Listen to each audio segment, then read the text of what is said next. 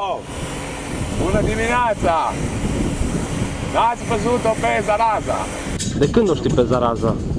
Nu mai țin minte. Dar cum v-ați cunoscut? Unde? A apărut ea, singură a venit. Hai să-ți prezint și brelocul meu, care este mai tare decât al lui Batman, liliacul ăsta sau ce-o fi. Și fii atent ce pe partea cealaltă. Același lucru. Bună dimineața! Suntem de la emisiunea Avangarda Crepusculară.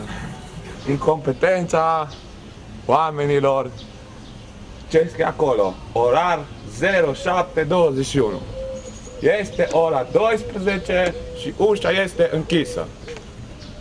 S-au declarat incompetenți singuri. Când o să fie ales președinte? Aș face probabil un party la Cotroceni direct. O să fac eu personal totul. Aș fi un fel de interes la puterea a treia, dacă aș rezolva la fiecare om problema care de fapt el trebuie să-și o rezolve. A doua zi. Ai un zburat.